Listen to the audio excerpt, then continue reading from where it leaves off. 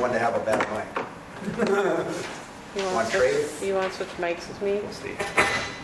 Not me. See? What is it, you? Well, I just shut it off and it wasn't me. Oh, okay. Mine isn't on, so Mike, is yours on? Mine is on. maybe it's Dave's. Oh, yours, Dave, see if it's in there. Oh, no. Test 1, 2. It's working. Call the meeting order. We'll start with the Pledge of Allegiance. I pledge allegiance to the flag of the United States of America and to the republic for which it stands, one nation, under God, indivisible, with liberty and justice for all.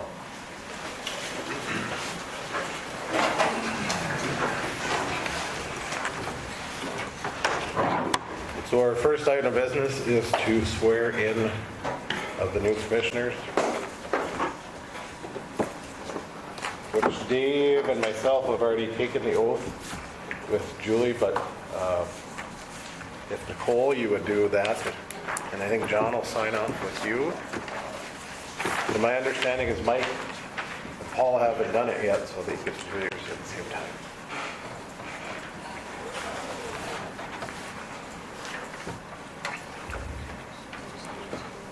So they are signing in the oath of office, saying that they duly solemnly swear to affirm that they will support the Constitution of the United States and the Constitution of the State of North Dakota. They will faithfully discharge the duties of the office of City Commission according to the best of their ability, so help them God.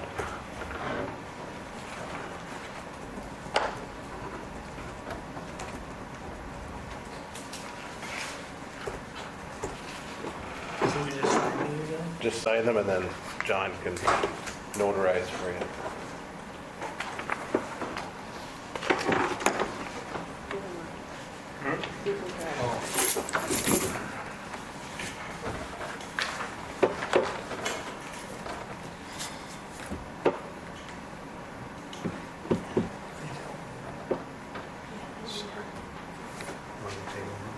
Are you doing it now? I didn't know if he was doing that. Whenever he has time.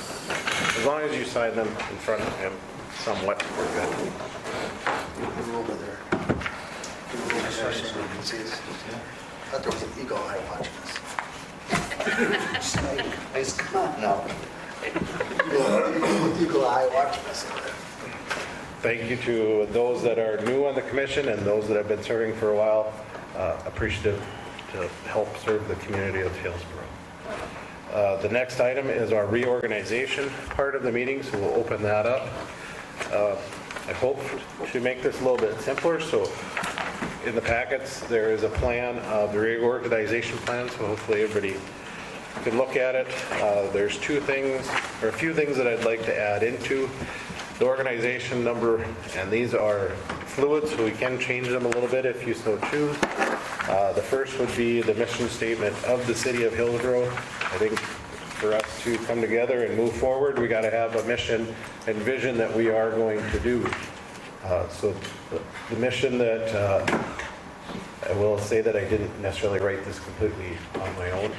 May have stole from here or there, but I thought it would fit Hillsborough quite well. The City of Hillsborough, North Dakota will maximize opportunities for social and economic development by retaining an attractive, sustainable, and secure environment for the enjoyment of the residents and visitors. Through responsible and professional leadership and partnership with others and organizations, the city and its employees will strive to improve the quality of life for all residents living and working in the community of Hillsborough.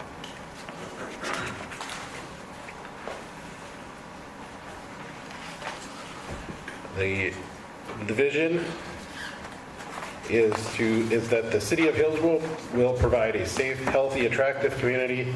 The leaders and employees of the city will accomplish the vision with emphasis on fiscal responsibility, exceptional customer service, economic vibrancy, informed and engaged community, safe and healthy community, balanced quality housing, community services and facilities, infrastructure and mobility, arts and culture, and sustainability.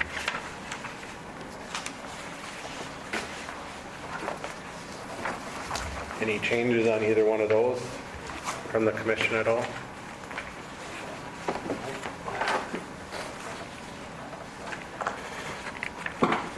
The next portion that I put in is some of our goals that I think we've been trying to work towards over the last few years, but this is way they are down on paper.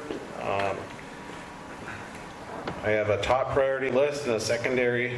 The first would be to identify our critical infrastructure needs in all of our systems, address the needs of the streets and road replacement, enhancement of creating a maintenance plan, work on creating a comprehensive plan, infrastructure plan, and needs assessment plan for our community, explore public safety service options and levels, complete the audit and evaluations of 2020 to current budgets, work with East Central Rural Water District and the City of Mayville to update and evaluate agreements and funds for the system's sustainability, enhance and maintain relationship with key stakeholders in the community, identify needs for the staffing of the city departments, and create a replacement, repair, and enhancement plan for the city swimming pool.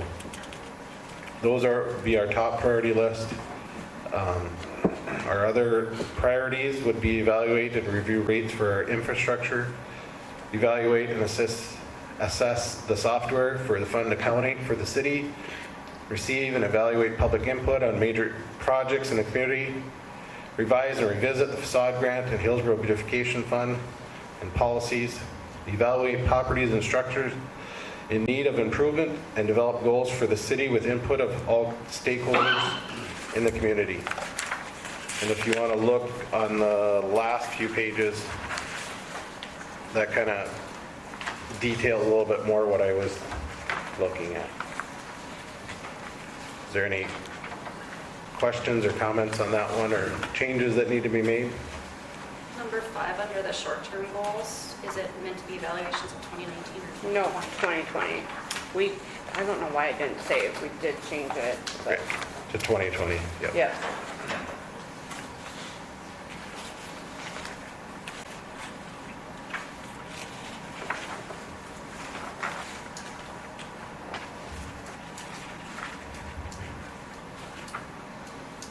Okay, I think you could add anchor ingredients to number 7. on our stakeholders, Key stakeholders, yeah. yep.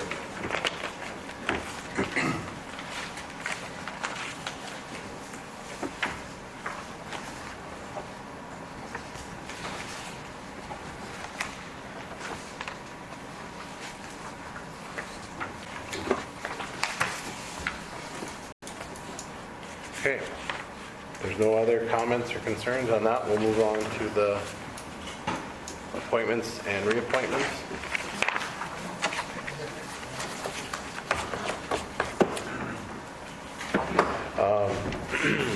So these would be for city positions.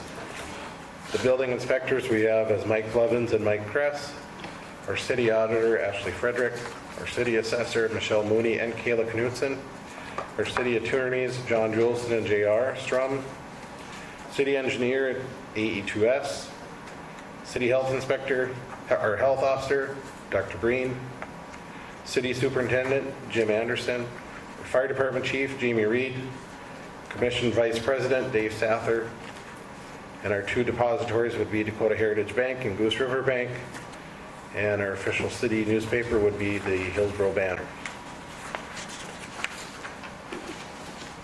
If it's okay with John, I think we'll do the changes and approve the whole packet as one instead of making motions on everything.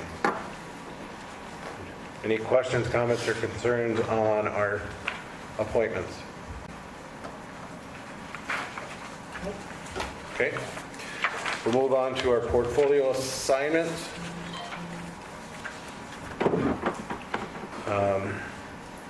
I did some switching and rearranging a little bit, but most of you have some of the same. I would have the finance, personnel, beautification, and recreation, and I combined the rec and pool together. And then the sheriff's department, Paul would have the electrical, EDC, and on beautification. Dave, fire department, streets and garbage. Mike, planning and zoning, buildings, ground, and cemetery. Nicole would have the airport, the Visitors Committee, and Water and Sewer. If you're wondering what the Visitors Committee, that is the lodging tax. Question, concerns, changes on that one? Okay.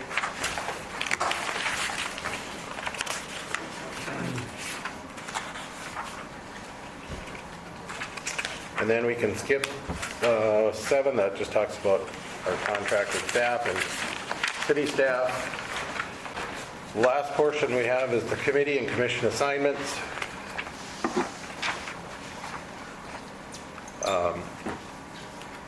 Planning and zoning. We'd have our 2 building inspectors. We have Mike Lassard, Mike Wilson, which would be the Trail County representative, which at the next Trail Commission meeting, which is in 2 weeks, I believe. Should we, Third Thursday. What's the Third. change? It's the third Thursday. Yep. That one will be reaffirmed. Bruce Bowersox, and then 2 new ones that I'd like to have would be Brent Mickelson and Leif Swenson. The Beautification Commission,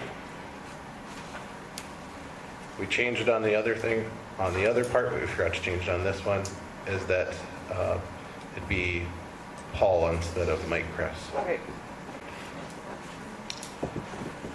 And then the other change, or the other one that we're looking at, our change would be on the recreation side is Rob Owens, his term was up. We had another individual that would like to step in, so that'd be Melissa Beach. And then Garth Lemke is our other 2 representatives at large. Yes, On the come on up. visitors committee, Yep, just the names are correct. I think it's myself and Paul are HEDC. yep, there's And 3. then, Did I put HVA? yeah. Then Jack's at large or whatever. Yep. I don't know what the title is. Okay, It's so in the Jack's bylaw. that way. I put HVA for some reason, but yeah, it should be HEDC, not HVA. Thank you. And then the last, Will Paula be replaced? Or she gonna stay on that She's one? going to stay on for She's gonna stay on it.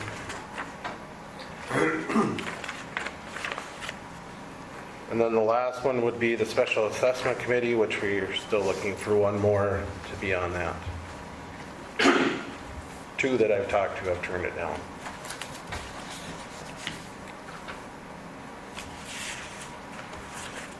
Unless there's any other changes, I entertain a motion to approve the reorganization plan. I'll make the motion. Dave makes a motion, is there a second? Seconded by Mike. Any discussion? Nicole? Yea or nay? Yay. Dave? Yes. Mike? Yes. Paul? Yes. And a yes for me.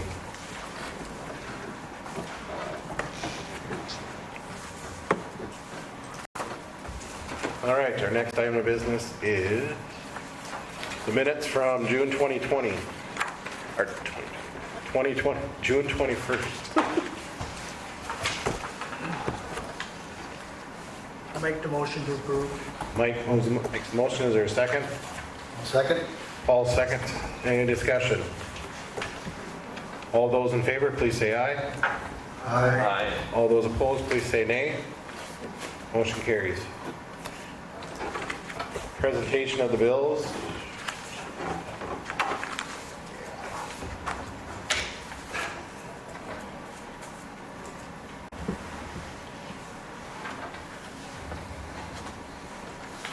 Everybody's had a chance to sign off. Nicole, you were able to understand the process of signing the bills? Okay. Good, thank you.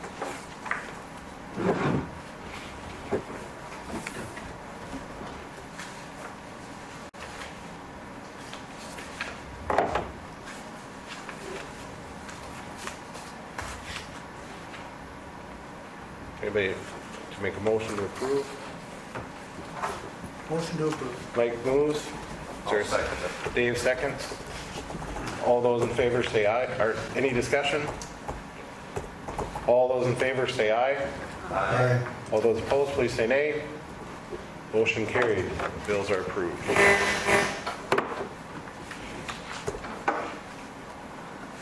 Go on to City Commissioners report. We'll start with Paul.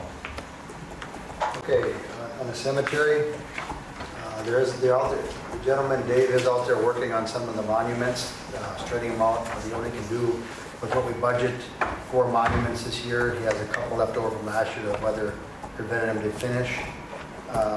When we get to the budget time, we might want to think about maybe upping that up a little bit. From this, right now it's 2,000. I think we want to have that as a conversation when budget comes to, maybe bump that up to about 4, maybe get caught up a little quicker out there on stones. On HEDC, they met, they did make another payment on their sewer project out west. They made another payment on that, so there should be 4 years left on that. That was a $180,000 commitment, and they paid $17,146. And that's what they'll pay now for the next 4 years. And then on Riverwalk, if you haven't been out there, they have had a house going up out there, so they got some things going on out there. In Jordan, from what I understand, Jordan, I think his projects are, they're going to be occupied too, over in the on Toronto Court or whatever it is over there. So that's been working real good. I don't know if he plans on doing more over there yet or not. There wasn't a lot of conversation on that, but I'm sure if he has a call for it, I'm sure he'll do some more. So, and then on personnel, Jim had mentioned about that he'll be doing Brian's review here shortly if he hasn't got it done already. On that, and on the electrical side, we're still working with planning on getting a plan of action there. So. You mean on Zach's, right? No, Brian. Right? Zach. Or Zach. Yeah. Zach has been there a lot longer, isn't he? No, he just Same as Sarah. 6 months, yeah. Brian must be the new one then. Yep. I guess I apologize. I was thinking that Zach had been here for a lot more than 6 months, right? Time flies when you're having fun. Anything else, Paul? That's all. Mike? Nothing new. Dave? Nothing that's not on the agenda. I'm guessing Nicole is, I have nothing yet. okay. And I'm sure you'll want to talk with Dave and some of the rest to find out about some of the other portfolios. On the pool side, I did reach out to try to find somebody to come in and do leak detection. Unfortunately, we're not probably going to make that happen. There's a company out of Minnesota, and there's out of the Twin Cities, and one out of Montana, and neither one of them is willing to come this direction. But we have done some trial and error stuff, and I went and bought a camera and did some scoping on some of our lines. And the unfortunate thing is that we're probably going to have to tear up and replace the gutters and the piping. On the drains, on the gutter system, it is the original gutters with drains and the pipe. If this is the pipe coming down and the hole is on your on the plastic pipe where it lines up, it's kind of like this on most of them, or off to the side. They're not even lined up even with them anymore. So that's one issue we're gonna, which means we're gonna have to tear up concrete around the edge and then replace the gutters. So I'm gonna try to find a quote on that to see what it would cost. When we're doing that, I think we should also look at probably replacing the ballast tank. That's our drain that goes over to the other side. And then the piping back in. That way we can get rid of all the casts. And Jim had some good ideas on what we can do to make sure we can isolate some of it so we can troubleshoot more often in the future. So I'll look at that and building that up. So I don't know what it's going to cost, but it's going to cost a fair amount to get it fixed. I'm going to do some more investigating when I have a little bit more time to go in the water and scope it out a little bit more, but I assume that our other drains are going to be similar, but Jim, do you have anything else you want to say on that? No. So other than that, the pool has been going well. We're getting to try to get cleared up. I heard that it did clear up a little bit, so we're doing well there. That's been our biggest issue, is that it's not cleaning up at the end. We're not able to recirculate the water and get everything, all the particles out of it. The water's fine, but it's getting too cloudy. Lessons are going to start next week. On the mural project, we should know next Monday who the winner is. Jim sent me a message this morning, and that two are neck and neck. They are pretty much tied right now. So it was nice to see we've got, I think it was 300 people that have voted already. So on a good note, I did find out just a little bit ago that we did get the $10,000 grant from the Forest Service to help tear down and replace the trees in town. So those boulevard trees that are on that dead and dying list, that's a 50-50 share. So we'll have $20,000 worth of tree work that we'll be able to get done for $10,000.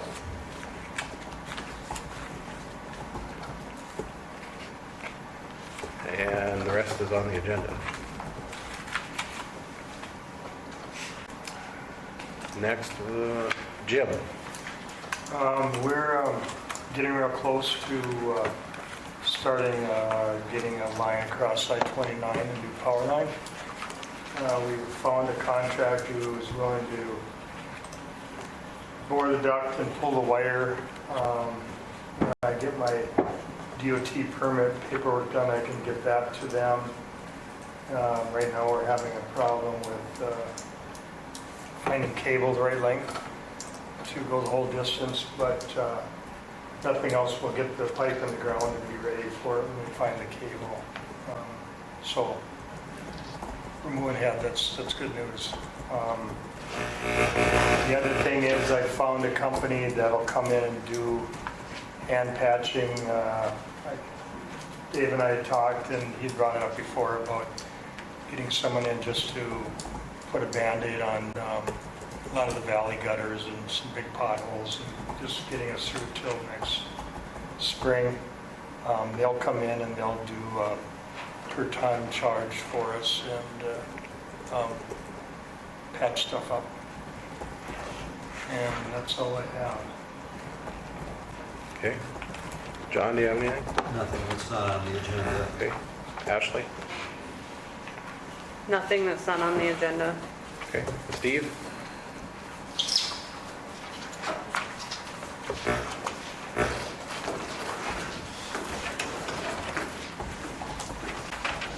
Take an opportunity to cover a couple things and clarify a couple of things. It's come to my attention in the last couple of weeks that there's some talk about taking the police department back to the city, and I don't have a problem with that. I'll just put it out there that the city came to me and asked the sheriff's office if we would take over at the time that we did. So if the city wants it back, I don't have a problem with that. That was in the agreement that it could be done at any time. But I have a budget hearing tomorrow with the county. So if that is the intention, I would like to know that that's the intention so I can have an accurate budget going into the 2023 year. So I have an idea. I guess the other part of that I would say is in the 20 plus years that I've been with the department, we've never come to the city and poached police officers from the department. So I'd like the courtesy of knowing, ahead of time what you're planning to do. And if you're going to look to hire some of my guys away, I'd like to know that in advance. It's a move I wouldn't make, and I would appreciate knowing ahead of time if you're going to try to take some of the guys that I've hired over the years and they're working for the sheriff's department right now. So I don't know if you could address that for me now, let me know what's going on so I can have an accurate budget hearing tomorrow with the commission, or what the plan is moving forward. So yes, Steve, there has been talk, and that came from me. I talked about it with the banner about it, but it is not an immediate plan, so it's nothing that we're going to put into play, or I don't plan to put into play within the next year. because I want to make sure that we have things in order. And as far as if taking any employees, I wouldn't necessarily do that unless it was something that, you know, if we're going to back off and you're going to lose an employee or two, I think we'd work on that. But Well, I think if you opened up the position and somebody from the department expressed interest, I would support it wholeheartedly. But coming to them and asking them, you know, before it's even out there or on the table, I would appreciate knowing that, especially at the wages that I've heard, if there's any truth to the numbers that I've heard. So I'm just putting it out there that I'd appreciate some advance notice if this is what's going to happen.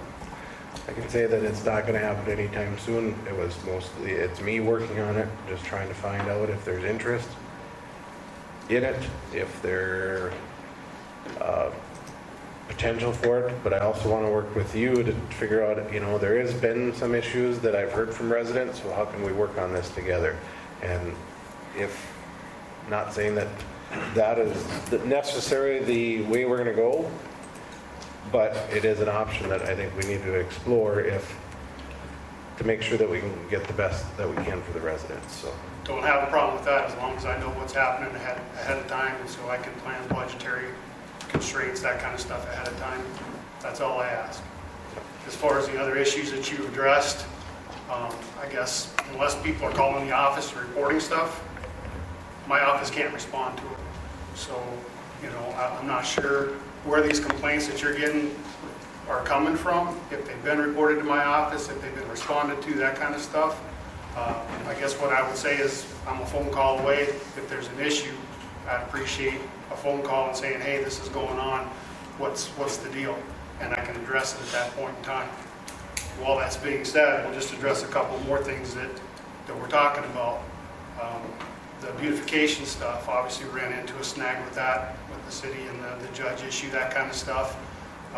That's another thing that Charlie has been very clear about, that if the city's going to take their police department back, then he's not interested in prosecuting on the district court level. So at that point in time, you know, this is not a threat. I'm just telling you what Charlie and my discussions have been, that we're not going to proceed forward with having district court hear the city's ordinance cases. And so, you know, if it's not the sheriff's office doing the work, we need to find a judge for the city. So I'll put that out there and let you guys ponder on that one and see if you have any ideas, any thoughts, if we need to have another sit down with Charlie and discuss this so we can move forward with things. Just putting it out there. And once we have a resolution to what we're doing, then we can start moving forward again on these tickets that have been turned over. Like you're aware, we've got several citations issued at this point in time, but we're on hold until we get the judge issue resolved. So that's where we're at. That's the hold up on that process. Okay. I think, Steve, and you know, the biggest thing with us is, and I would say that we're at fault also, is that we need to have communications back and forth. And that's where some of the complaints come from. So we need to work on both sides of, you know, having timely communication back and forth, and I think that will help part of us, and making sure that we sit down and talk about things to make sure that things are moving forward. That's probably the biggest issue.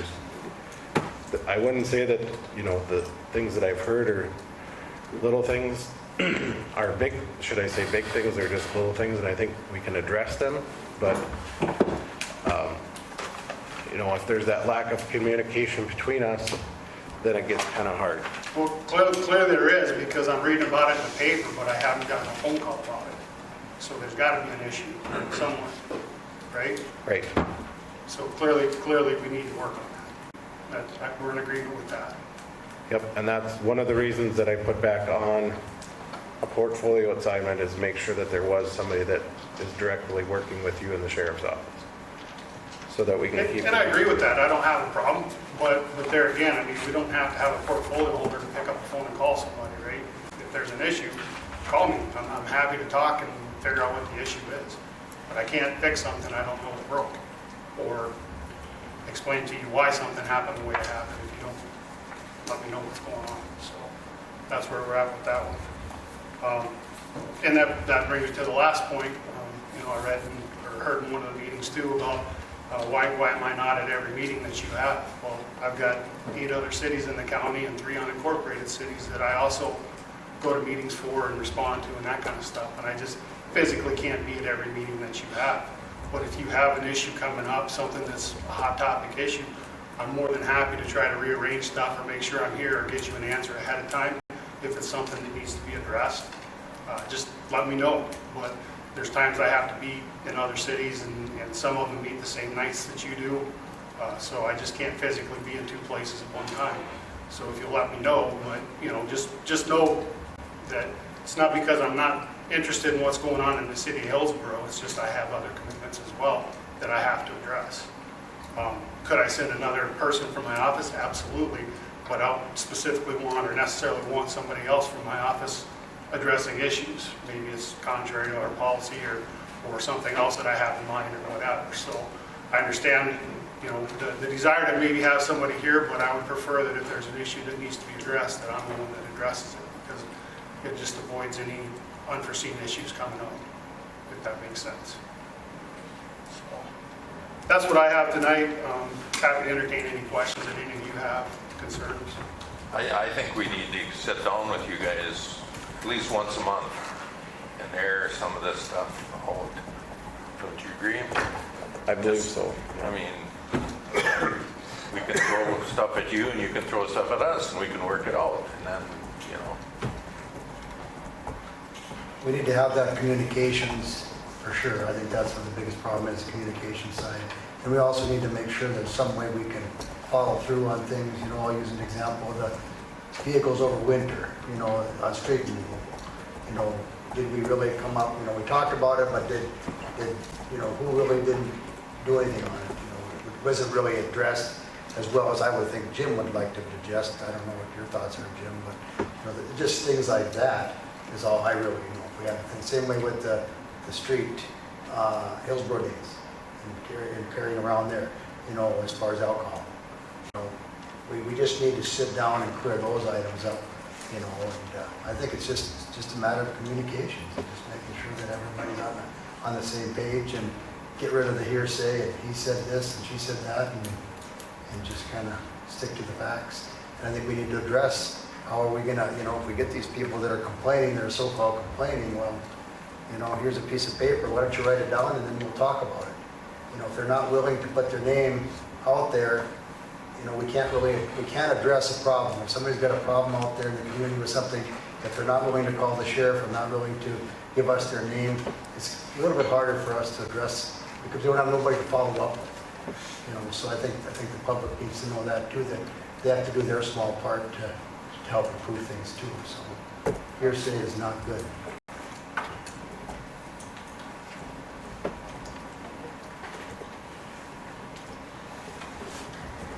Okay, that's all I had. And I just have one question for you, Steve. And maybe it's just missed throughout or, you know, but the sheriff's department is willing to enforce our city ordinances, correct? Absolutely. Okay. As long as there's a method for us to do that, and there again, you know, we've talked about it in the past, there's some issues with the ordinances that we have to address, and slow but sure we're getting them addressed, but sometimes they don't pop up until it's an issue, and then it's too late, you know, having two different fines for the same offense and things of that nature, those are problems. Right. And I just want to make sure because, you know, like in that instance, especially on the snow, you know, have we followed up and on both of our sides, have we followed up to make sure that that's going to be taken care of before we know it, the snow will be here again. So, and other things. The way it sits right now, no, we don't have a workable policy. And I think that's where it goes back to kind of what Dave is, we got to sit down and Right. or plan on a meeting or something to clear those things up. Otherwise, they just keep getting pushed off. And like I said before, you go to a meeting or next year, and we'll Right. be asking the same questions again. Absolutely. So, I guess I would suggest at this point in time that we do schedule some meeting fairly soon. And at that point in time, we ask Charlie to be there so we can get his take on it and make sure he's on board. Because if he's not on board, then it's all a moot point anyway. But Who do we you need to want? solidify and decide what we're going to do. Well, I that's think he has a lot of valuable information for sure. Agreed. Ashley and I will work with you to line it up for you and Steve, or you and Charlie to be there, so. All right, sounds good. Thank you, Steve. Thank you. Thanks for your time. And I hope we all can work and do better, and I will try to do better also as we move forward. Steve? Number 2. So let's give you a quick update. I got, this last couple weeks, I've discussed a bunch of different other projects we're working on. The one was Riverwalk development. I had some discussions with Jim and Ashley about the building permits, and I think we got that all aired out. That there's actually a map that has all the first floor elevations. So every time somebody goes to get a building permit out there, there's a first floor elevation already pre-designated for the property, and that was provided by Lowry. So they provided that in a benchmark map. And then as part of that building permit process, when it gets toward the end, especially on the middle lots, we want to make sure that the rear yard drain is being fixed and checked before that's signed off on. The water, or the I-29 water and sewer crossing, I was trying to get an estimate together today on what the start date was going to be, but I didn't get it before the meeting here. And I was talking to Neil Breidenbach, and he said another project he's working on, the pipe came in early. So originally he was talking about the pipe coming in sometime here in July, and then fusing pipe and installing it in August. So he's still on schedule with that if the pipe still shows up here in July. The lead service line inventory, we got questionnaires submitted for the grant last Friday, which was the cutoff date for it. And Lucas put together a GIS that John's going to go around and, as he has free time, start updating some of them lead service lines that he knows, or the ones that he knows are not lead. So then when it gets closer to completing that, then we can dive into some more investigation on the little bit tougher stuff. But one thing you want to keep in mind is track John's hours that he has put into that project. Ham? Because he could get, yeah, John Ham, yeah. Because when we get the grant, we could put his time down to it for reimbursement. So if there's a way to log his time separate or keep track of all of those, there's a possibility to get that reimbursed. DOT reached out to us about the I-29 pedestrian path, and that they sent out a drawing, and that drawing is actually in your packets, where they showed the pedestrian bridge and then the path going up to it that the DOT is going to provide. So there's 2 different projects. One is DOT is going to put in the pedestrian path and then put in the bridge, and then they're going to put a path up to the edge of the bridge.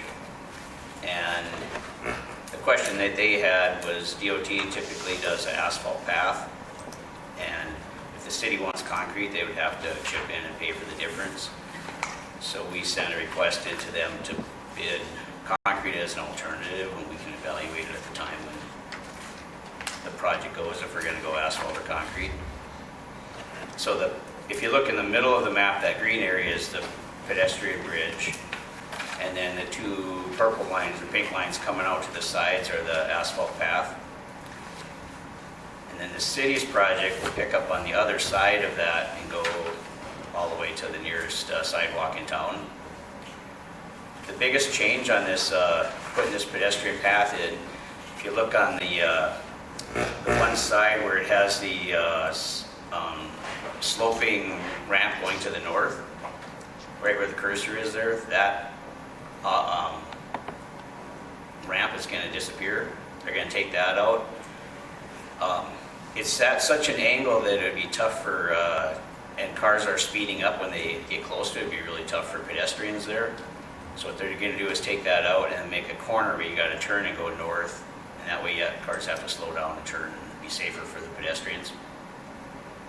So there will be a little bit of a impact. You have to plan a little extra time to get to Grand Forks, I suppose.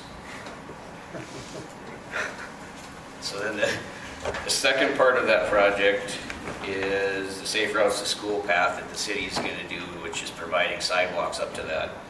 And that is a 80-20 grant. And earlier this year, the city, or the state, took off the cap for the 80-20. It used to be capped at $200,000. And they took that off, knowing that construction prices are a lot higher. And they're just holding it to an 80-20. So if it goes up to 300 or more or whatever, it's they're still going to do the 80-20. But that 80-20 is just for construction, so that doesn't include engineering fees and design and stuff like that. So we'll put together a task order for the design for the sidewalk that goes from this back into the city. And this state is looking at, they want this sidewalk designed by January of 2023. So what we'd like to do is bring you a task order here in the next month for the design, so we can get the survey completed before fall, and then we'll probably do the design into the winter or November, December area, so that we have the plans done for the state. And then the construction for both of these is until 2024, so they're kind of pushing to get things completed and on the shelf. And we'll sit on them through most of 23 to until 24. Did the state on the concrete versus asphalt, did the state recommend one way or the other, or what? They didn't they just said that their standard practice is to put asphalt paths in. As far as putting concrete in there, is there any weight? As far as weight problem for putting concrete on there? No. No, and it's such a small area from where the bridge ends to each one of them ramps. But when we get into the design, we'll have to look into, do we want to do asphalt all the way into town? Or do you want concrete from town all the way out? I would say do one or the other. What's that? I said I would think you'd do one or the other. Yeah, I don't think you'd want concrete, asphalt, concrete, or vice versa. Yeah, I think concrete all the way through would be the way to go. You're gonna have concrete sidewalk coming up to that, yeah. to that one short asphalt path in there. Yeah. Okay, we'll be playing around with that asphalt forever. If we do that. Yeah, especially it's going to be a new built up elevation, pretty high off the edge of the other asphalt or off the other path. Do you want to just go with the recommendation of concrete, or just have them bid both if they'll do that? That's my opinion. What do you think, Jim? They could do both, I guess, but my opinion is concrete. Yeah. Okay. We're gonna have a beautiful product, and the majority of it's paid for when we're done. Plus our grant to join up to it, so. You know how asphalt is around this country. Yeah. Well, we asked them if they would do, if they bid both of them, and then the city could choose once the bids come in. But if they say we have to pick one way or the other, I'll tell them go concrete. Seems to be the majority.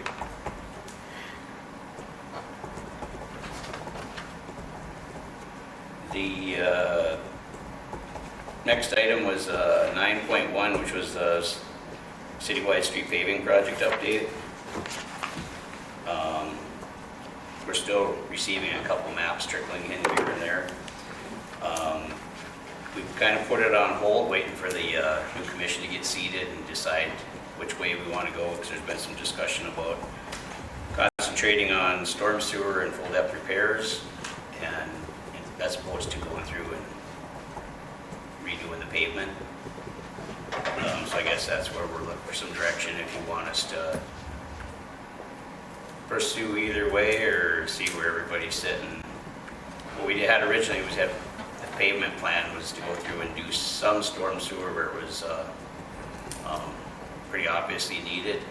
And then the city's so flat that we're just gonna fix some curb and gutter and get stuff drained.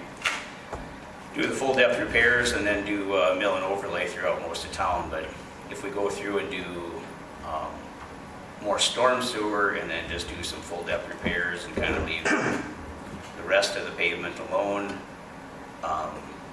we'll kind of have to look at both ways and see how we would pay for the storm and full depth repairs, do a special assessment, and still set up where we could do a paving job in the maybe next 5 years or something. But I think we really need to look at drainage in this town. Seriously look at drainage in this town before we think about blacktopping. okay, And that was my concern with it, is that do we fix the drainage first? Because if we don't fix the drainage, are we gonna just keep Correct. keep doing it? And the one thing that Steve and I talked about was that the possibility with storm sewer that there might be some grants and funds and loans out there that we can use to help pay for it, being that's part of our storm sewer system. right now, there's no grants for stormwater. There is, and you can't use Bank of North Dakota for storm. You'd have to use the other one. I think it's 2% loan. That's what they still have on it. They're keeping it. They weren't going to raise it. They're going to keep it fixed for now. Storm sewer cannot be petitioned out. So if you guys decide to go for a storm sewer project, it's you can open it up for community input, but it can't be petitioned like pavement can. If we did storm sewer and some full depth repair areas, we just have to set up 2 assessment districts, and then the storm sewer would be under one special assessment district, and then the pavement would be a separate one, and then that could be petitioned in or out. Or the storm sewer can be paid through with a rate adjustment also. Right. Yep. Yeah. So there's options with that. So there are more options there than, So we could go ahead, if you want tonight, to ask Steve to start assessing our storm sewer system, or we can hold off till the next meeting. Maybe have me come back with a proposal on what it would take to, or what kind of, there's a couple different things you can do. Citywide, 100% storm sewer, or else maybe try to find a happy medium and a little bit more than we were putting in the paving job, and find the critical areas maybe or something. or find some relief points somewhere, maybe we can divert the water and then I'm assuming the maps are going to have a lot of information in those that Yep. might help. They do. I just think we need to look at all our options before we make a final decision of which way we're going to move Yep. forward. Okay. But do we want Steve to come back with, I think we should. okay, so come back with a task order for what it would cost to look at a storm sewer system Okay. I upgrade. think we're just gonna throw our money away if we don't get some of this drainage fixed. We can't have nice asphalt streets and have the same water sitting on the edges. Or like I brought before, budget out so many thousands of dollars annually to start. We can do pavement one year and we could still come in and do sections of drainage. I guess in the whole project, just those square feet of asphalt that would be ripped out for that, you can always patch it. It's not gonna, we can do some major stuff and then, once the project's done, then start on some type of program to annually do blocks, sections, whatever we feel we need to do, and to eventually get, because I think we all know it's 50, 60, 70 years old, some of it, so. But do we need to look at where we need to add in for, say, like lift stations or other? That's what I meant, some relief points where we could maybe relieve some of them, don't have such long stretches, 6 blocks long of drainage that, Right. with no elevation to work with, so.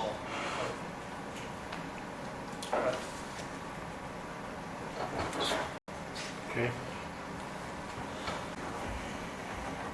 Looks like you got two things to work on.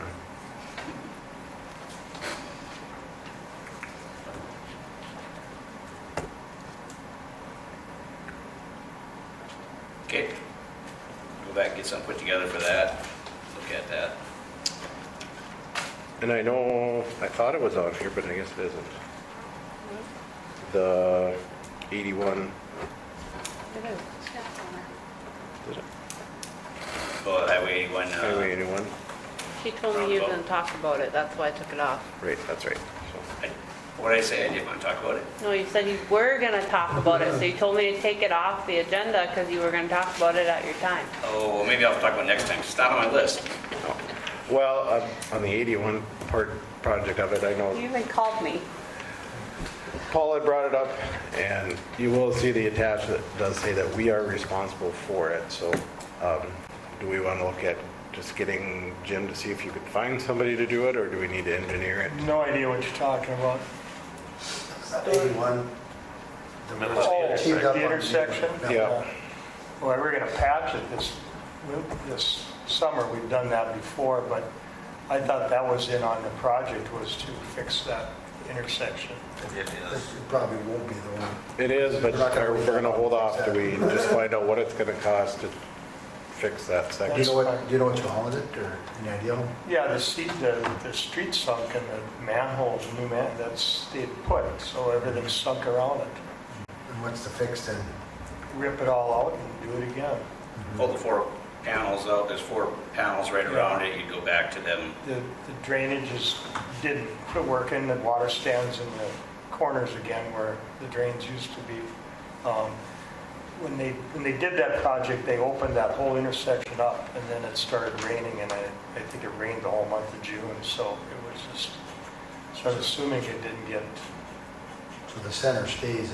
and they were fighting compaction through that whole project, and, yeah, so. A lot of factors. No idea what that would cost or to fix.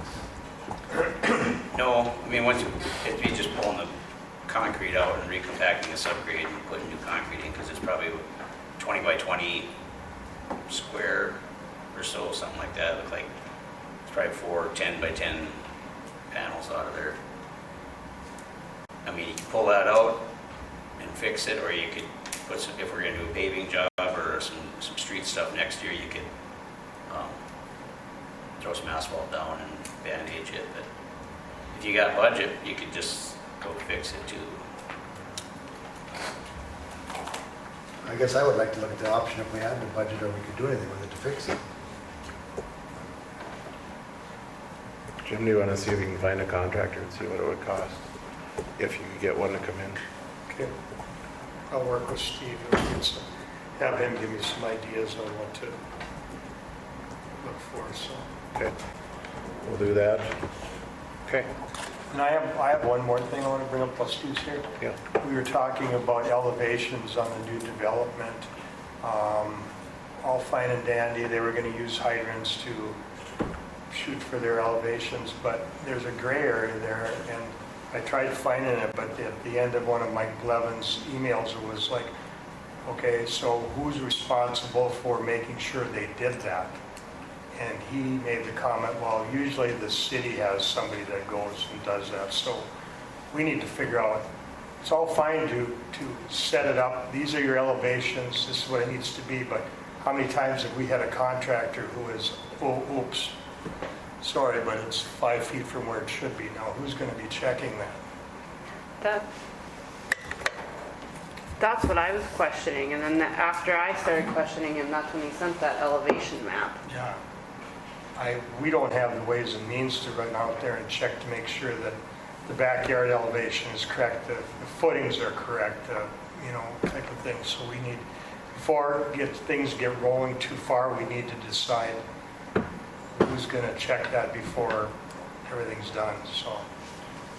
In the past, we did staking for houses as they went in, and we would go out and set a grade for them, but we didn't go back and check them to see if they were actually built that way. So then the tricky part is when do you go and check it? Do you shoot the footing? And if the footing's in the right spot, right elevation or not, they'd have to show you on the plans on how high they're gonna go. Once they put the foundation wall in, it's pretty much too late to tell them they're off. You just have to decide if you're gonna live with it or not. And the majority of the contractors hopefully know what they're doing. It's just, what if somebody has a bad day and they set everything to the wrong elevation? I don't know. Will make things look bad out there? I don't know. Maybe it won't, but, because I could just see it coming 10, 15 years from now. Well, who was supposed to be checking that? I don't know. Jim Anderson was. Oh, really? Well, we better figure it out before it gets started. So Mike Levins is saying that he won't do it? No, but he said, the question, I couldn't find it, the question was brought up, who in the end is going to make sure that they followed those elevations? And he just said, usually the city has a representative who goes out and does that. I would assume our representative would be Mike Blevins as our inspector to make sure that they are, being that he is doing it. I didn't think he did elevation, I didn't think they did any survey. Now, does Lowry have any responsibility here? I don't believe so. Because they only did the engineering part of it, correct? Or the This is my. They review the City building representative. permits before they go to the city. So the building permits are all reviewed by their group, the development group. But I'm guessing they probably don't have that. I mean, we can send a survey crew here to survey them too if you want, but How did we do Prairie View? They did. we stake out elevations for them. And that's where and more so with backyard drainage, that's where there was none of that. And now all of a sudden we have this big issue going on. And I mean, dirt work's one thing, but, if somebody pours the foundation at the wrong, and they go up to the max of their limit, and then they want this big backyard high, even with the back of their house. And then the neighbor builds and goes, I don't have anywhere for my water to go. Well, this guy's already put sod in it. Well, I'm not going to rip it out. Well, who did it? Why did it? Who's going to check that? That's my big concern, so. I think that's all our concern right now. That's the issue you get when you have backyard drainage. What's your recommendation? Once they get the footings in, we can come out and shoot the footings. Because we used to send a survey crew up to set elevations, which we have an elevation map now, so everybody has an idea on where they're going. But we can send somebody up and shoot the footings and then verify that the footings are in the right spot. But, if the footings are in the wrong elevation, then you can have them tear that out. I guess I don't want to open up a big can of worms, but we used to shoot off the garage floor. Okay, so if a person had a slab home, or they decided they wanted 2-3 steps up into their house, that's where the elevation change was. And I asked Steve, I said, so if they shoot off the first floor and they want a slab home, what's their driveway going to be like? Well, it's going to be steep because there's going to be more drop going to the curb. So, and I don't know, maybe it's not an issue, but so we've done it different in the past. Well, maybe it'll work both ways. I don't know. But The one I checked, it was 10%. So if they did a slab home, their driveway would be 10%. So if they use the elevations on that and set their house there and they put some steps in, then their driveway wouldn't be as steep. But if they're going to bring the garage up to and maybe there should be an exception on that if you're going to do that, there's a... And I guess as long as Lowry polices that and has no problem with that, they're used to that and things turn out just fine. I don't have a problem with it, but just so somebody is aware of. And they're making sure that the elevations are set. They're just not they're relying on the contractor to follow those. So.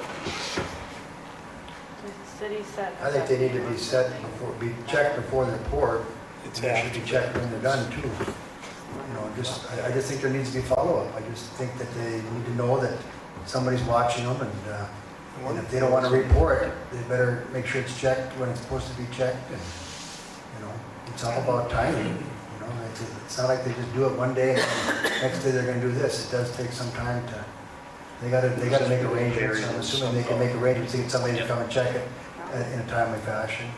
And I just think we have to do something with the drainage, make sure that's done right. Otherwise, we're gonna have a Prairie View again and Loyal Avenue. And I for one don't wanna have either of those, so whoever's responsibility it is, we have to figure that out It's, and get it taken care of and make sure point it's done. is, I mean, that's the point. That's my opinion. And I guess the big question is who's gonna do that? Who's responsible to do it? The other question is, who's gonna pay for that? That has to be part of the building permit process to, if we're gonna start doing that, then we have to charge for it. And that's where I assumed it was under Mike Blevins, is that that was part of what we had contracted with him. He doesn't shoot elevations. You know, Lowry's requiring these elevations, and I think, and they're setting up all the covenants for this development, and they should make sure that things are done right. That's my feelings. If they want to pass it on to the homeowner, well, then I guess maybe that's what needs to be done. But, so, that's just my opinion on that. So if we have a form that Lowry has to sign off on, or Lowry Engineering gets to sign off,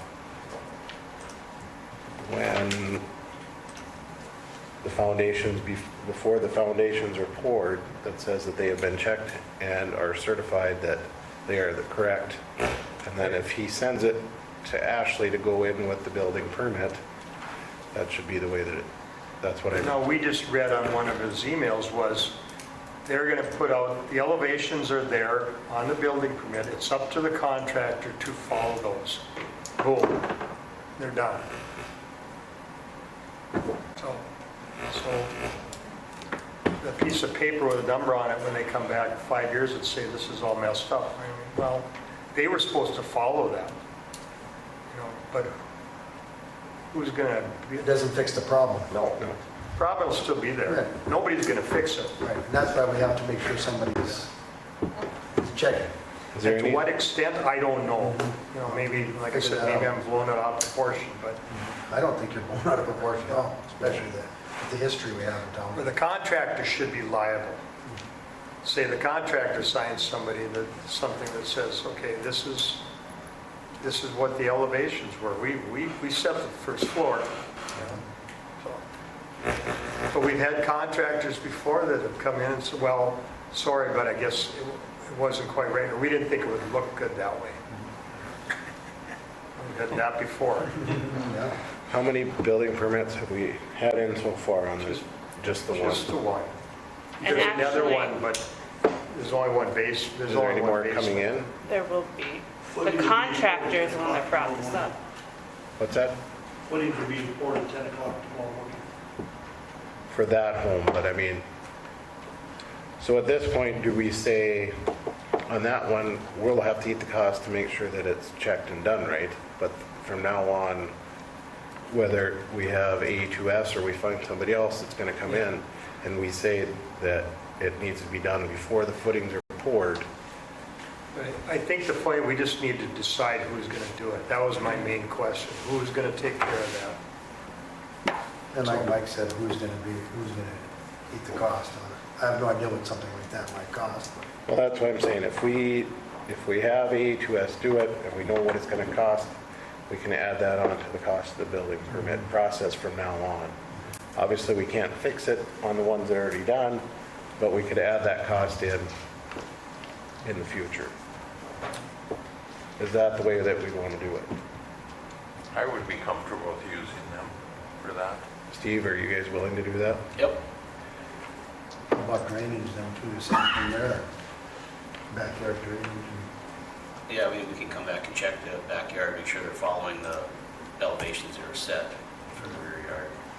and So that that- should take care of the problems you're Yeah, concerned and the about? ones by the drains are the crucial ones. I mean, when you start getting out of ways, then it's, if the end guy builds his yard up a little higher than he's supposed to, it's not an issue. It's the ones close to the drain.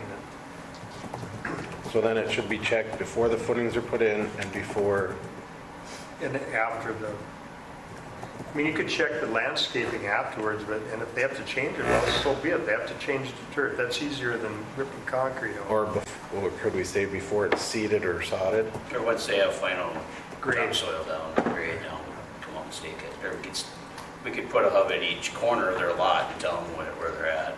Right. And a good landscaper, good, yeah, they should be able to, yeah. Just be sure they know ahead of time somehow through their building permit or something that at what point they have to have, they have to have the elevation checked, because if they're off and they pour it, Yeah. then they have a problem. But if they get it checked and plan to have it checked before they pour it, if they have to make an adjustment, Now's the time to do it. We're just starting, so. yeah. Right. so in the same with everything else. So if Steve can find us a price approximate so that we can add that on to the building permit process for that development. And then we would add when it is before the foundation is poured, after the foundation is put in, or the foundation forms are put in, and then before the final grade. Well, is that something you could talk to Lowry about and kind of come to a consensus between the two of you as far as you'd be protecting, of course, our interests, Yeah. and he would be protecting his interests. And Yeah, I'll call and make sure we're not doubling up on Right, it. right, and then, because all I'm really concerned about is making sure that somebody's taking our interests into consideration, because Lowry, he might not bother him if somebody's a little bit over on their drainage in the backyard, whereas down the road, it might be a problem for us, because then we got to deal with it. Well, they're selling lots. So, So do we, yeah, they're selling lots, they don't, I think we would need a motion to make sure that we have that in there so that it is move forward if in case there is another one that comes in. I'll make the motion. Dave makes the motion, is there a second? Second? Mike seconds. Any other discussion? Any other? Mike? Yes. Dave? Yes. Cole? Yes. Paul? yes. And a yes for me. So I got a guy that's coming through here tomorrow morning, so I could have him stop and shoot that form. It might be too late, what time they born? Oh, they could do it just to check Just to it. do it, just to make 9:45. sure.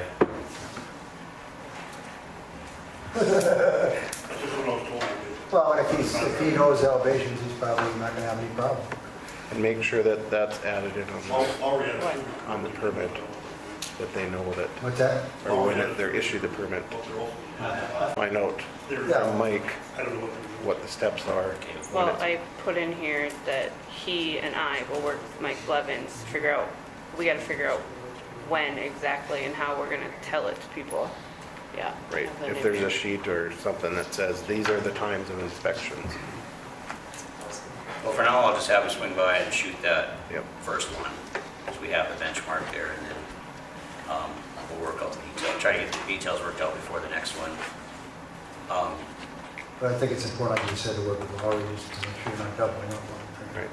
If Mike, could you, or do you have the building permit? Or what I'm looking for is top of footing to first floor elevator height. Okay, that one was shot top of curb to garage floor. The garage floor. I believe so. 1.6 or something. All right. And he was comfortable that he was in that range from that correspondence that came later on. So, Okay, but it wouldn't hurt to check it. all right. We'll just check that one and then we'll get out on the next one. Okay. Anything else for Steve? Thanks, Steve. Thank you, Steve. Thanks. Yep, thanks. I think we already covered 9.1. So we'll go to, Mike, do you have anything on the, Not till next week, next meeting. oh, I missed the BC, sorry. As far as on the BC, there is no updates from the last meeting, so.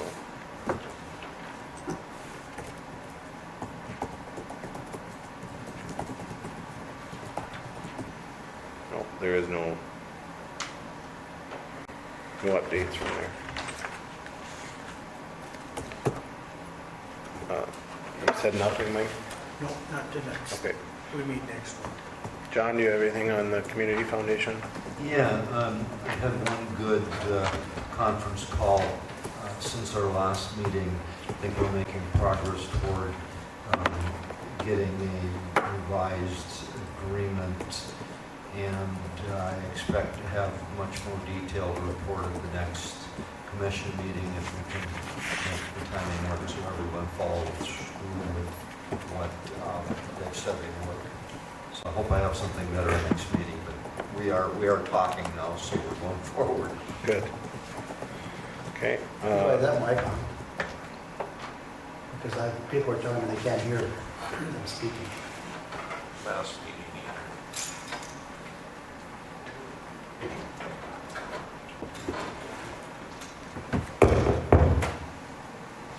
It is now. It is not. You want me to do that over? Yeah. No. We're good.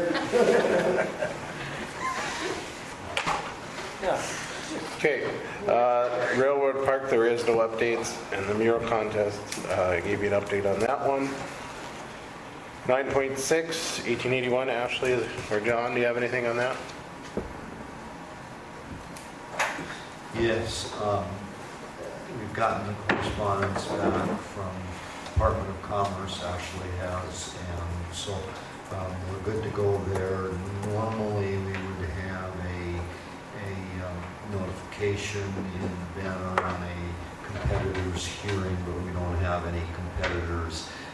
So our next step then is I need to get notice out to Tim on behalf of the school board, letting him know the application we have, and then we'll let him know when that will next be considered, when the application will next be considered at the city commission meeting. Steve, or Tim is an ex officio member without a vote, but the statute calls for notice of participation. So the bottom line is we have finally gotten this project to the point where we can debate the merits of the request, and if the commission deems appropriate, approve the 5-year payment in lieu based on the rented portion of the property that 1881 is using. Okay. So I guess a quicker summary would be, I'll get a hold of Tim Pizzette, and I can let Ashley know timing-wise when to put this on the agenda, and then we can wrap it up with a discussion and vote by the commissioners. Okay, sounds great. 9.7, outdoor drinking ordinance, the second reading of it. Any changes to it from the last time? John, did JR make those changes? Did what? JR make those changes? I don't know. I asked both our legal admins today, and neither of them were aware of being asked to help with that, but that doesn't mean JR didn't make the changes. He might have done that himself. He was sick today, and was on vacation most of last week, and of course Monday being the 4th. So I just haven't seen him, and I can't give you a better answer than I guess we'll just have to wait till he's well and back at work, and we'll see where he's at on that. So we can postpone that till the next meeting. Yeah. Okay. 9.8, we're still waiting, so if there's any individual that would like to serve on that possible third assessment committee member, please let us know or call City Hall. 9.9 is the facade grant application for 3R floor home. I wonder with that, should we skip and do clarifications before we do the facade grant? Or do you want to do it after?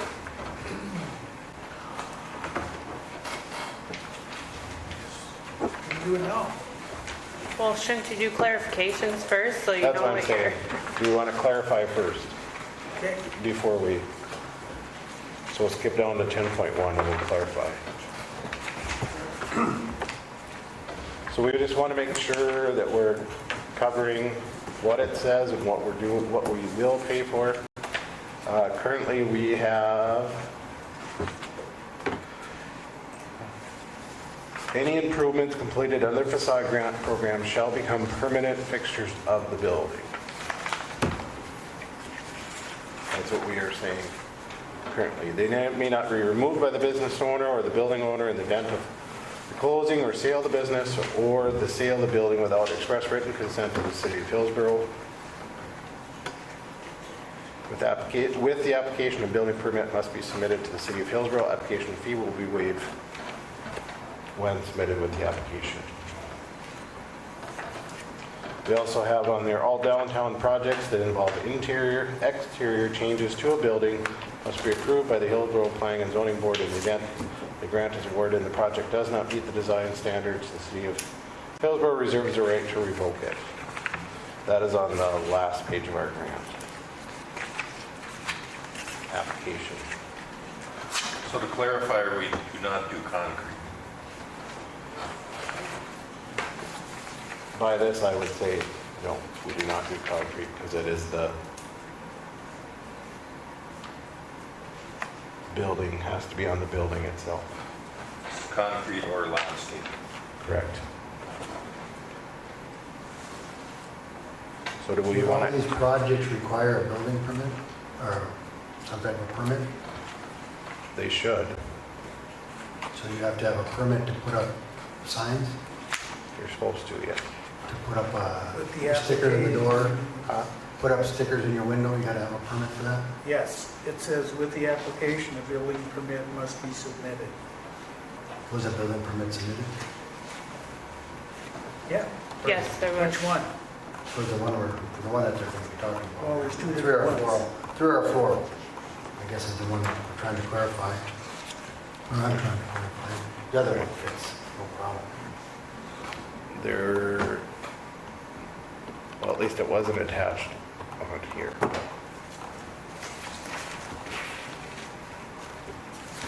So you're saying that three or four are gonna put building permit?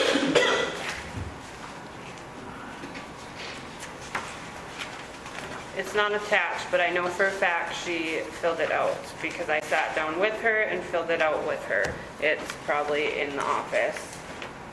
But Mike came and looked at it and signed off on it. Is that a normal building permit process though for that? Yeah. It's a regular permit, yeah, that we do. Right, but I'm saying, is that normal, that anybody that would put a sticker in their window, they would be required to have a permit?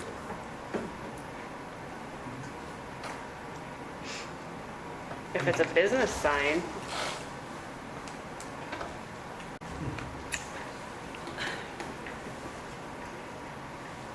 That, I guess I would beg to differ on that.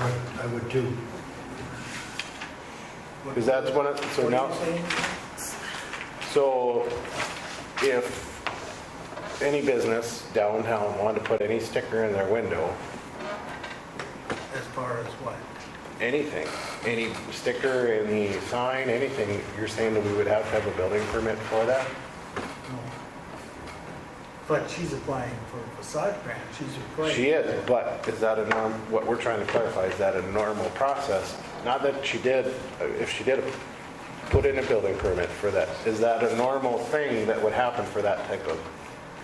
I mean, if anybody else put in a sticker in their window, would they need to put in a building permit? If they weren't applying for a If they weren't facade applying grant. for the facade grant? I would think so. I think that's what Paul was asking. That's what I'm asking. she came and asked if she needs a permit for a sign. I said yes. So we filled it out. I didn't know what type of sign she was getting, but a sign does require a building permit. So that is why she filled one out. You're talking about a permanent sign on the building, correct? Not a window sticker. No, this is a, like, she went and utilized another business in our city. So she's keeping business in town and she went and paid big bucks to have this business sign with her LLC name printed up, big, huge signs, whether it's stickers or not, it's a business sign. But if- Clarification there, though, is shall become permanent fixtures of the building. Those types of signs aren't normally permanent fixtures. Correct. Well, that's what they're asking for clarification on, because she's bringing a business to Hillsborough and utilizing another business. So, We're not- it's up to you guys. I'm just telling you that she came in, said, does she need a permit for a sign? I said yes, and I handed her a facade grant. I didn't know what type of sign, but that is how she submitted it. So what's permanent? If it's screwed to the building, is it permanent? Yes and no? I would think so. You can remove screws. Yeah.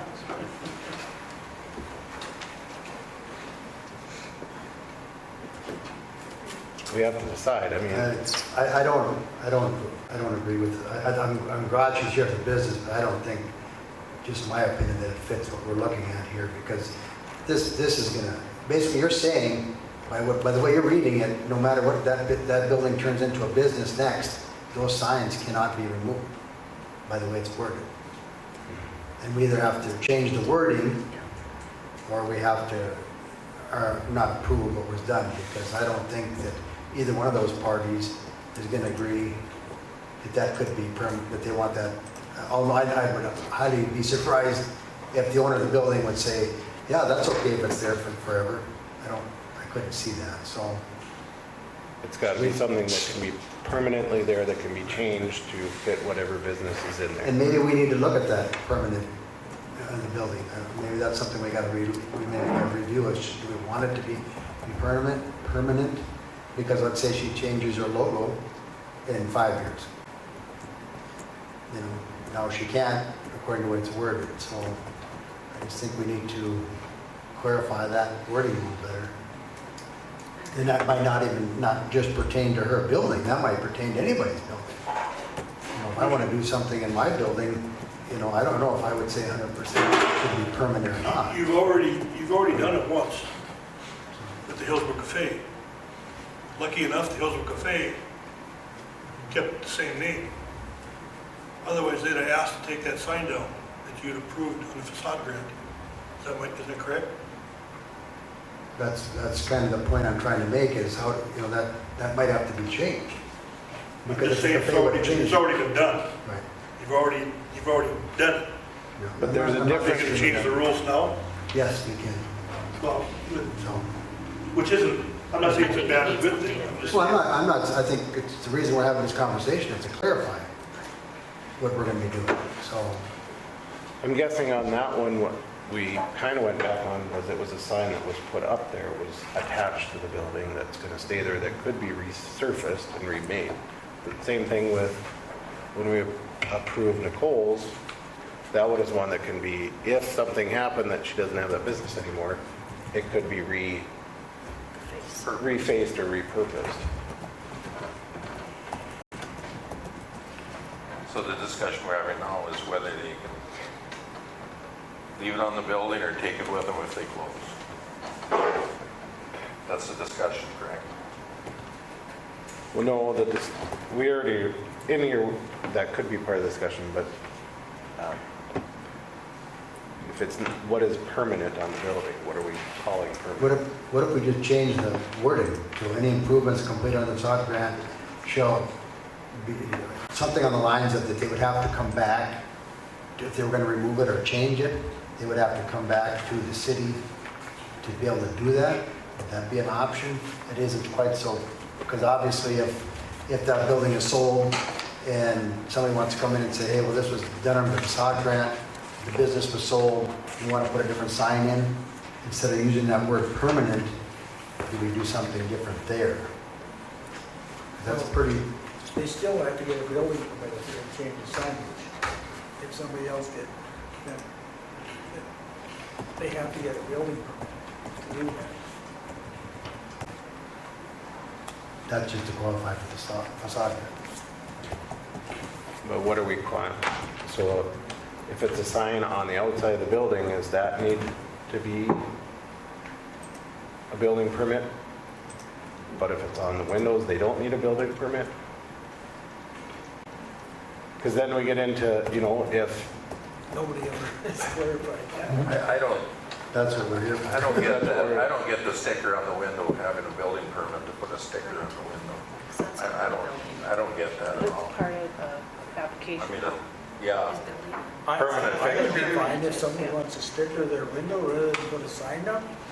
I don't think there's an issue with that, it's whether or not, is it, when I wrote this, the point of it was is that if we're going to do something permanent on the building, that seems like it's going to be a building permit worthy process. So part of this was saying, okay, if you're going to do that, we will waive the building permit fee to help you also. Besides giving you up to $5,000, we're also waiving that building permit fee to make sure that you can get this done. That was my thought process when I did this. Thinking that whatever we did, whatever improvements are going to be made, it would need a building permit for it. But we can always change that as we move It forward. is in there. I didn't read it close enough. It says here that they may be removed by the business owner or the building owner in the event of the closing or sale of the business or the sale of the building may not be removed without the written consent of the city of Hillsborough. So that is. Right.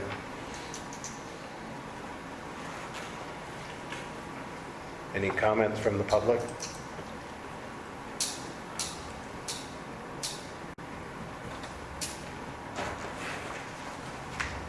Is that the only reason they had a permit, is because they wanted to utilize the facade grant? You want to come up to, the public can't hear you back. Not really. Is that why they're getting a permit? Is this so they could have the facade grant? That's my question is they didn't permit otherwise.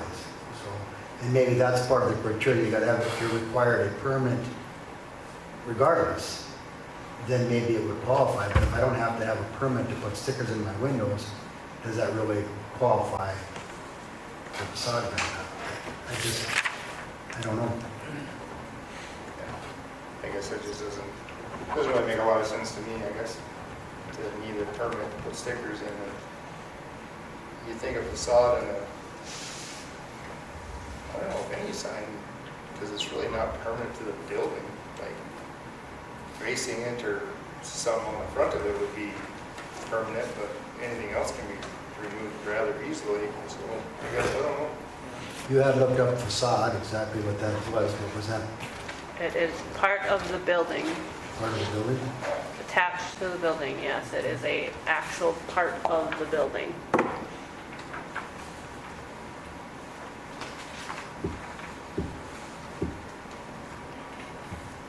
for sure, no sidewalks, correct? That is, we're all in agreement on that one. Okay.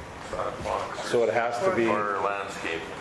or landscaping, so it has to be part of the building.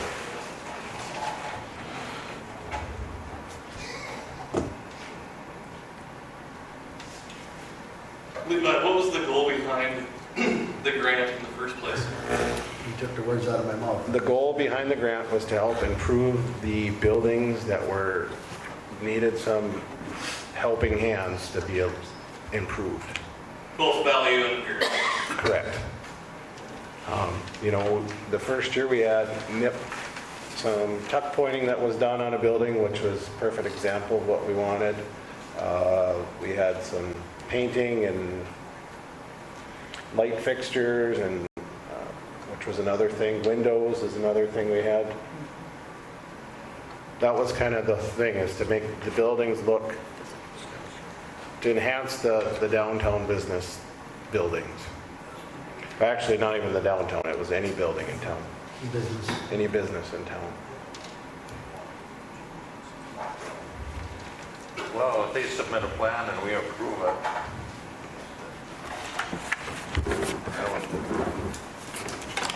I guess what we're arguing about, or going around about, not really arguing.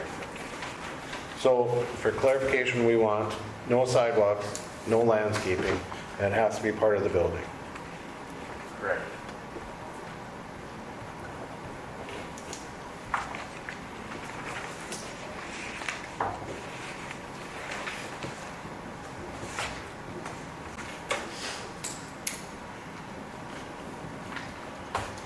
clarified? We're clarified there. So with 9.9 of 3R40, was it clarified enough for them in the past in order for this facade grant of what we covered? That would be the question. And how much is it? My computer died, so.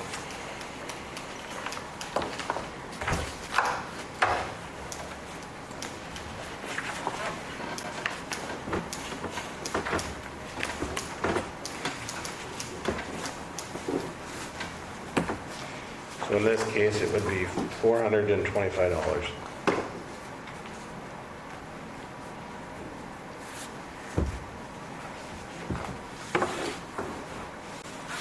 That was our share. That would be half of the cost, yeah.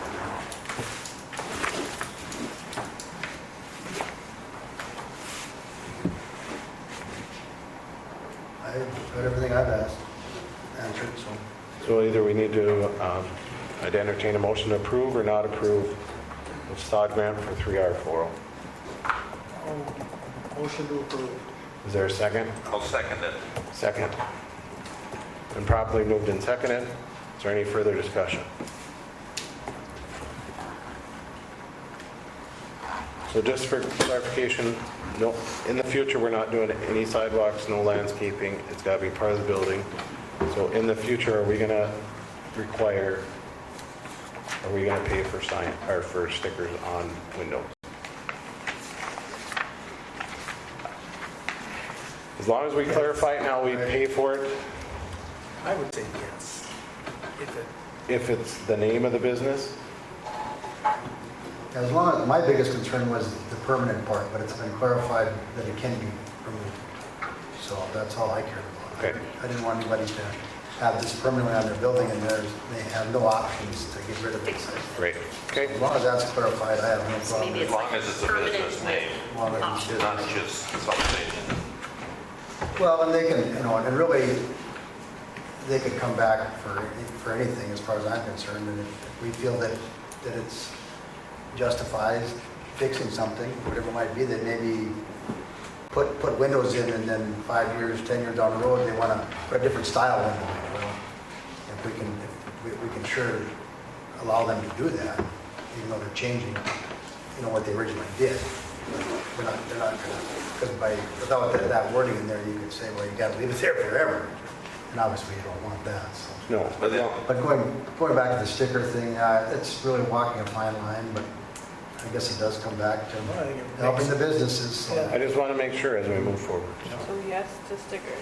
But a year or two down the road, I if think we as long change as the window, they're- we're not going to pay Business for it. name. Business. I wouldn't think so. One time. Yeah, that's what I'm going to say, a one-time deal. All right. You would, if they decide to change their windows a year from now, we're not going to fork out to. Do we have to put that in there? It's a one-time, We might need to, is that it's a one-time thing. especially when it comes to stickers, because let's say that she changes her logo in 5 years and she wants a different logo, when do we want to pay for that again? Right. So we should add that in, and then it's a one-time per item. So if they do windows, it's one time you get for windows. One time you get, okay. And her situation's a little different too, because she's not the building owner, so, you know, she can only do so much to that physical structure unless it's okay with the business owner, which puts her in a position on that too. Great. All right, we'll go for a vote unless there's any other discussion. Nicole? Yes. Dave? Yes. Mike? Yes. Paul? Yes. And a yes for me. Our next facade grant application is for Olson Hardware.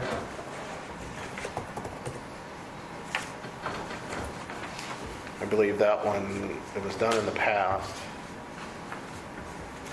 That is new door and, They filled in some doorways and Yep. they, some siding, different things. yep.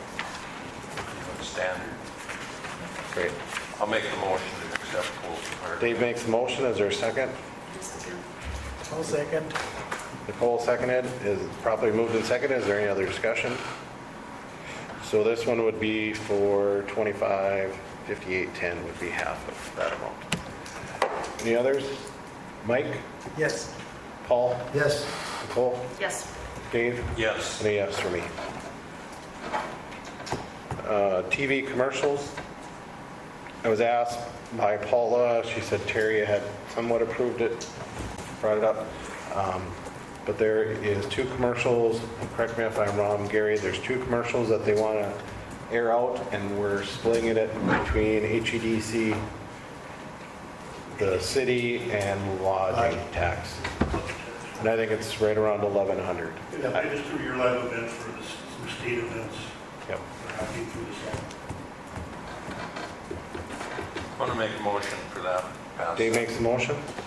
Have a second? I'll second. Paul seconds. Is there any other discussion? Paul? Yes. Dave?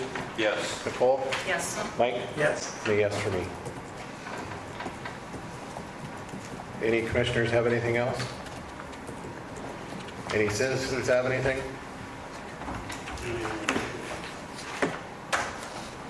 What's that? Well, there was no changes, if you didn't hear.